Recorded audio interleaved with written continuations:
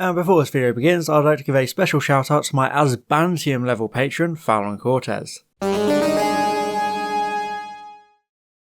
The TARDIS, the mystical, larger-than-life time machine at the core of Doctor Who. Due to its immense size, the TARDIS offers infinite potential as a storytelling device both inside and out. After all, it's bigger on the inside with all sorts of secrets to be uncovered within. One of the episodes that tries to achieve this potential is 2013's Journey to the Centre of the TARDIS by Stephen Thompson, which sees the titular vessel crash and the Doctor leading a salvage team inside to rescue companion Clara Oswald, who is trapped inside the endless machine. This episode has a fairly negative reception amongst fans, which is why I made a whole defending the despised about it way back in 2019, but a lot has changed since then, especially me learning how to talk. So was I wrong to defend it, or does it still hold up well as a solid episode exploring the most iconic blue box in the entire world? Well, it's time to take a deep dive into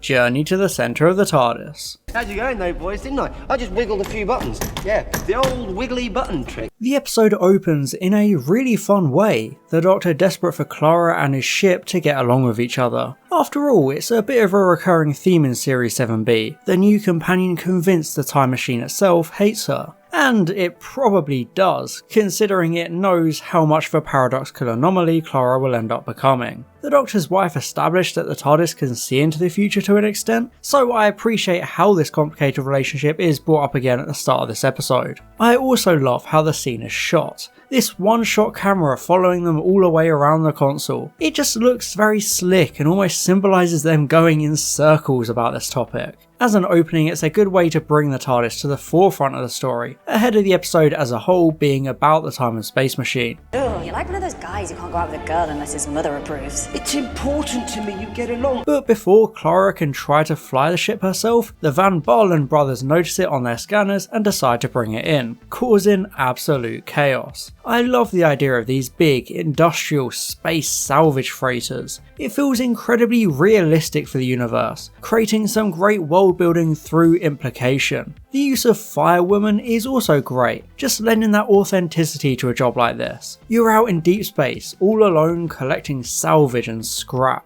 So obviously you'll crank up rock music to hype you up and distract you from the boredom of it all. I just love glimpses at the more boring elements of the Doctor Who universe. The everyday industry workers trying to make ends meet in outer space. After all, when the human race eventually does make it to the stars, the majority of our societal and economic structures will just scale up. There will still be people doing the grunt work like this, so I like that we get to see yet another example of that here.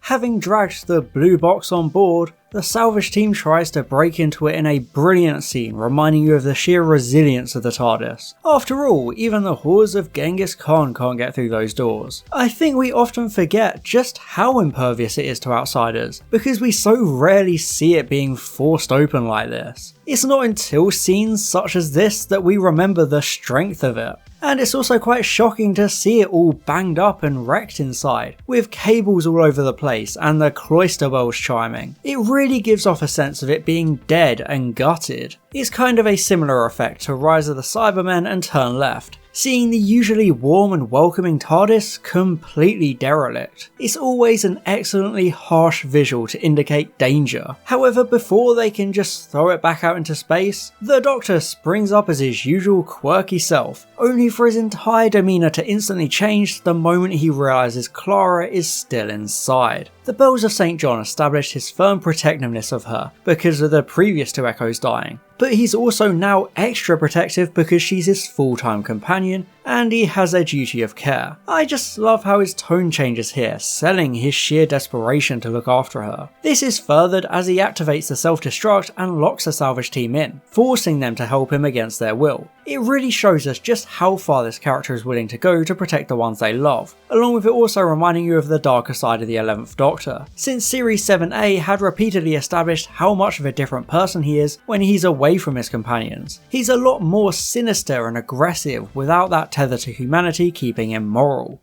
Don't try to leave. The TARDIS is in lockdown. I'll open those doors when Clara's by my side. Despite being written by Curse of the Black Spot writer Stephen Thompson, Journey to the Centre of the TARDIS was actually the brainchild of Stephen Moffat, who was very influential in the writing of the story, completely vetoing Thompson's plans to have schoolchildren invade the ship. The reason Moffat was so invested in this particular episode is because of a grudge he'd held ever since the disastrous season 15 serial The Invasion of Time. This was meant to be an epic, climactic story, seeing the Centaurans invading Gallifrey itself, and it was intended to culminate in a surreal and exciting chase through the depths of the TARDIS. But then, as often happened in Classic Who, there was an industrial dispute during filming, which dramatically altered what they could actually do with the story. So instead, we got this. Yeah, because an abandoned hospital absolutely screams a futuristic alien space and time machine. It looks really bad, so it makes sense that a young Moffat would have been disappointed with this letdown. It's so disappointing. A bunch of boring industrial grey and brown walls and cubicles. It really doesn't match the idea of the TARDIS in the slightest. It should be a bit fancier, or at least have somewhat similar looking aesthetics. And even in the years following, the show didn't do much extensive exploration of the time and space machine. We'd only be drip-fed glimpses, seeing bedrooms, the Eye of Harmony and the Zero Room, but these were only ever brief, with the console room being pretty much all we ever saw. Therefore, I'm glad that Moffat decided to try and rectify all this with a modern episode, utilising the show's higher budget to explore the depth of the machine properly this time. After all, the ship appeared on the show even before the Doctor himself, so it's pretty much the longest serving character on the show. It's more recognisable than the main character themselves. You see a police box, you think Doctor Who. It's as simple as that. The TARDIS is truly a fantastic storytelling tool. It's not just transportation to get the main characters where they need to go, it's also a home space filled with loads of different rooms and places to explore. The Doctor's wife gave us a brief window into the expansive nature of the time and space machine, but that was pretty much just a bunch of corridors, since the budget didn't allow for all the crazy and surreal ideas writer Neil Gaiman had in mind. This doesn't really happen in Journey to the Centre of the TARDIS. There's so much to see and explore, like a huge multi-floor library and a sentimental storage room, along with glimpses of the swimming pool and observatory. It truly feels infinite and endless in the best way, driving home the sheer size of the TARDIS in a fashion no other episode has ever been able to do, opening it up as its own world, something just as interesting as an alien planet. I actually like how short the appearances of some rooms are, because it reminds you how much there is to see. You'd never have the time to truly see it all, so it works as such an incredible setting in the episode because it's so expansive. Too expansive. Yes, this story actually twists the infinite nature of the TARDIS by having it constantly change and shift around our protagonists, since the Van Baalen brothers' assault on it angers it. It almost becomes an antagonistic force in its own right, rearranging rooms on a whim and forcing characters into endless loops. It creates a very disorienting feeling, making you feel like you could truly get lost forever with no escape. Something pretty terrifying, actually. And how do you make an endless, constantly shifting maze even creepier and claustrophobic? Why, having something chase you through it, of course. Yes, let's talk about the so-called time zombies, the sinister monsters constantly pursuing our protagonists throughout the narrative. I think they're really intimidating and intense, especially with how the camera takes on this almost blurry ghosting effect when they're on screen. It makes them more surreal and mysterious, adopting this otherworldly gleam to further emphasise the shock of them being here to begin with. The TARDIS is so endlessly big, you never know what might be lurking in its depths. So the time zombies are a good threat for the episode, these silent, relentless monsters. And I can imagine they probably gave a lot of kids nightmares at the time too, especially the ones fused together. There's just something so monstrous and unsettling about them, so they're a good way to inject regular action and chase sequences into the narrative to keep the pace of the episode flowing along smoothly. However, the most harrowing part comes with the reveal that these time zombies are actually our very own protagonists, or rather what they'll become if they get trapped in the Eye of Harmony room. I absolutely adore this concept. It's so incredibly time-f***y. The main characters literally facing off against themselves. I've always seen it as representing the inevitability of time itself, since the time zombies create themselves. No matter how hard we try, time will always catch up to us in the end. There's no way to run from it, it's always chasing us and will always hold dominion over us. So not only are the time zombies an intimidating looking threat, they're also a really strong metaphor. It isn't just the past leaking out through the time rift, it's the future. Speaking of time, one of my favourite parts of the episode is how the TARDIS echoes people and places. First of all, there are the Echo console rooms, the space and time machine duplicating the safest place to protect both the Doctor and Clara. This is a clever development taking advantage of the sentience of the ship. After all, it does have a vested interest in protecting its pilots, so of course it's going to create entire spaces explicitly for that purpose. Something the episode uses as a good excuse to reunite the Doctor and Clara, so it's quite a nice aspect of the story. Even cooler, however, is the leaking of the past. Clara watching previous conversations happening around her as if they're ghosts. It's a really disorienting moment and reminds you of all the cool time shenanigans you can pull off with, well, a damaged time machine. You wouldn't know what's real anymore, whether you're looking at the actual Doctor or this echo of him from the past. It would really mess with your brain and make you question reality, so it's a great idea. And since we're on the topic of the past, let's talk about the scene of Clara coming across a complete history of the Time War inside the library. Almost like she's being pulled towards it and suddenly learning the Doctor's name, alongside catching a glimpse at his secretive past. It's a fantastic yet perfectly brief scene that achieves a few major things in the long run. First of all, it continues the running theme of subtle references and mentions of the Time War ahead of the 50th anniversary. The end of time had pretty definitively paid off the whole Time War backstory, so it never really played a role in the 11th Doctor era up until this point. Series 7B kind of bleeds it back into the show with scenes like these, keeping the conflict fresh in your mind without foreshadowing its importance too obviously. The scene also sets up the importance of the Doctor's name ahead of name of the Doctor, since Clara sees his name in the book and wonders why he calls himself the Doctor, only for her to have it all wiped from her mind at the end, keeping his biggest secret safe. The whole aspect of the Doctor's true name plays a key role in the series finale, so I appreciate the setup here. Once again, suitably subtle without making anything too obvious. It's very well handled. So that's who.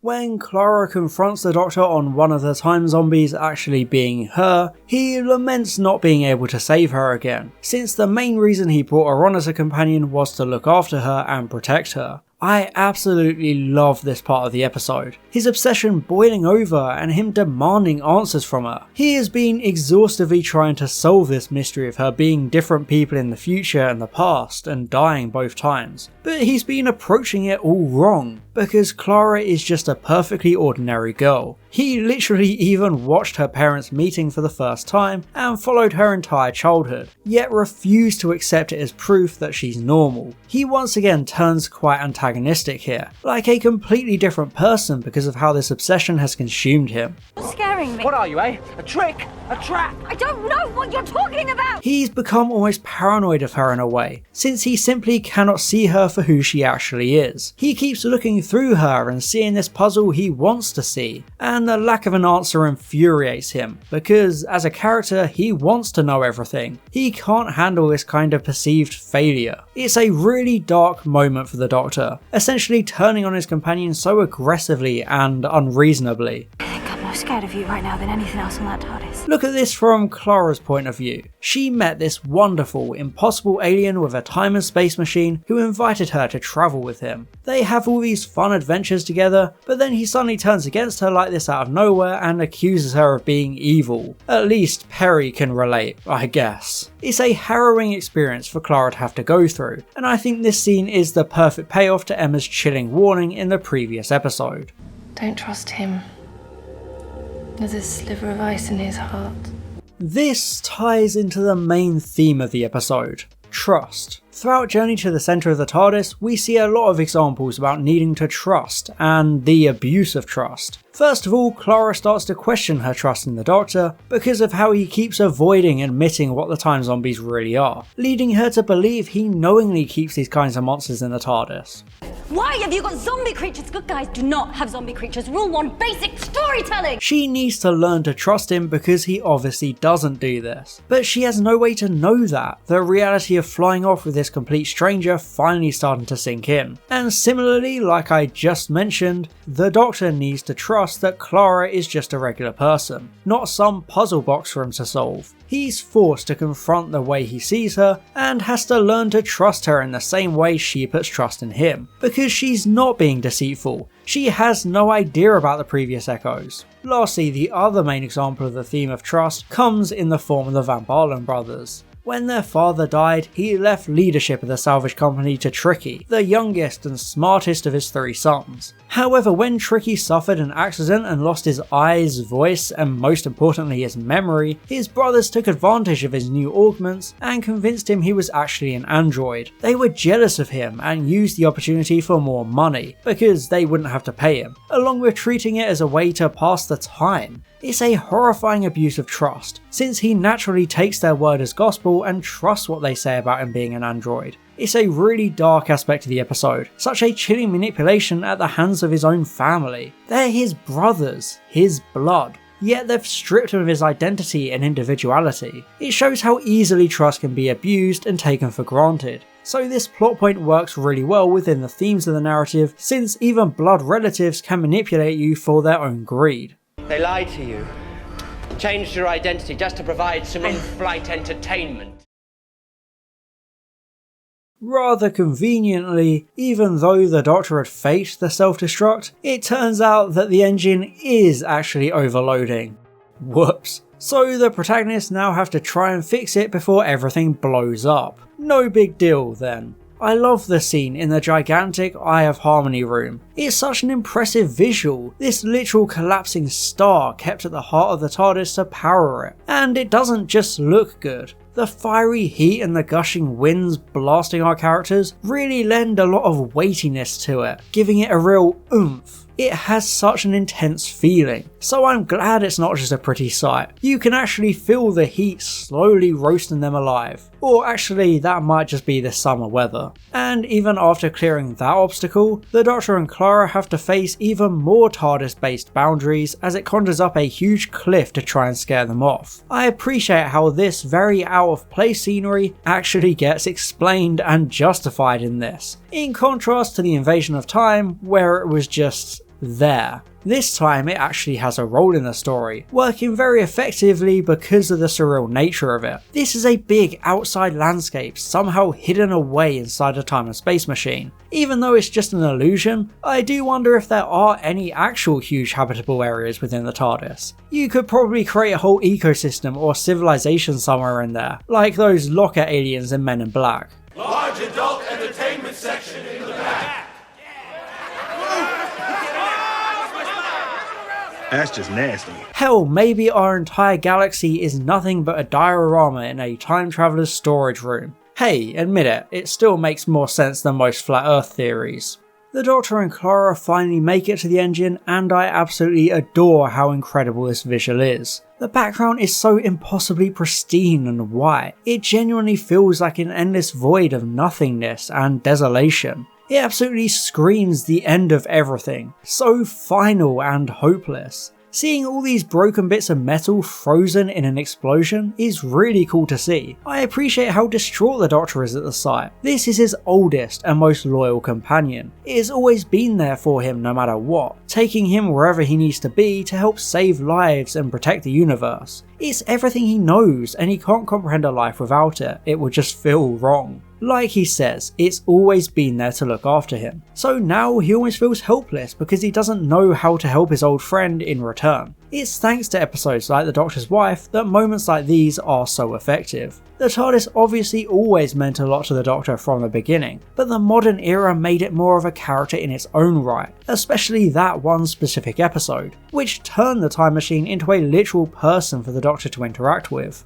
They share a truly deep bond. So for the Doctor to confront the death of his oldest friend would hurt him deeper than anything else. It's such an understated character moment for the main character, reminding you of how important the ship is to him. She's just always been there for me and taken care of me, and now it's my turn and I don't know what to do. So you have this big epic story running around with time zombies in the TARDIS, with a revelation that the engine has exploded and will probably destroy the entire universe again. So how do the protagonists solve it? By pressing a literal big reset button, completely undoing the entire episode and returning things back to normal incredibly neatly. It's not a great ending. Although I do like the idea of it having been established from the very beginning and slowly being revealed as a solution courtesy of Clara's hand. I also like how it's framed as the Doctor going back through a crack in time to give his previous self the reset button. It's the same kind of timey-wimey stuff people would absolutely adore if it was a Moffat episode, so I think some people are needlessly harsh on it in this episode. However, it does still feel like a cop-out Deus Ex Machina. It always feels lazy to have an ending that just resets everything, because it makes you wonder why you even bothered making the journey to begin with if it all ends up being for nothing.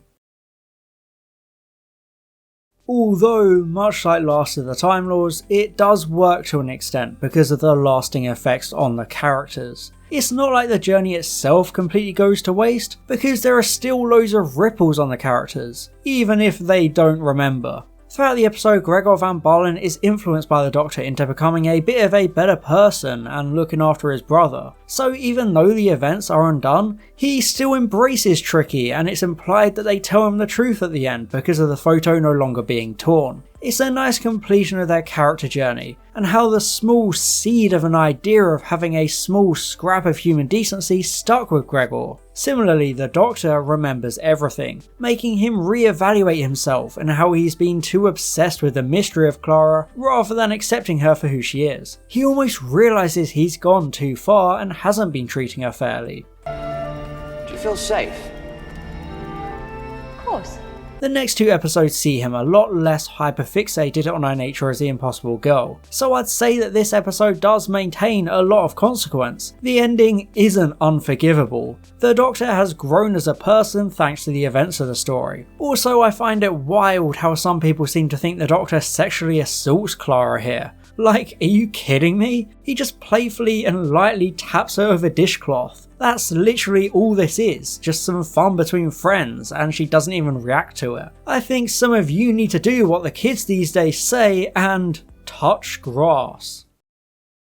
Journey to the Centre of the TARDIS is a good episode taking quite a novel approach for Doctor Who by shifting all the action to the unique setting of the Doctor's own time and space machine. In doing so, it allows us to explore the infinite depths of his home, providing plenty of fun Easter eggs, references and phenomenal visuals. It genuinely feels endless, and I think people tend to do it an injustice when they claim it's only running around corridors, because there's so much more to it than that. It's got a lot of great character moments, especially between the Doctor and Clara, with their confrontation about her previous echoes a real standout scene in the episode. Matt Smith and Jenna Coleman continue to show off their natural chemistry together, and both turn in excellent performances. I would say the main downside is the Van Balen brothers aspect. Whilst their storyline works well thematically to show the abuse of trust, they're just not very well acted or written. They all kind of seem like personality vacuums, which is obviously less than ideal considering they're the entire supporting cast. Therefore, I would give Journey to the Centre of the TARDIS a B grade on the Series 7B tier list. Sure, it has its lows, like the literal reset button ending, but the episode as a whole isn't as bad as most people tend to make it out to be. It's a very solid mid-series romp with an interesting premise executed well, and it has some creepy monsters to scare the kids, so it has all the hallmarks of a good Doctor Who episode. There's a nice intense atmosphere throughout the narrative, and it continues building up the running storylines to be paid off at the end of the series. So it's far from the disaster a lot of people claim it to be, although I'm not sure I can say the same about the next episode. And I'd like to give an extra special thank you to my Asbantium level patron, Fallon Cortez, my Diamond level patron, Valtar, my Platinum level patron, Maximilian Foreman, and all my Gold level patrons, Calvin, Daniel Shillito, Franz Horn aka Line Vortex, Golg Nogler, Herna Versog, and Luke_SY. Thank you so much for your support.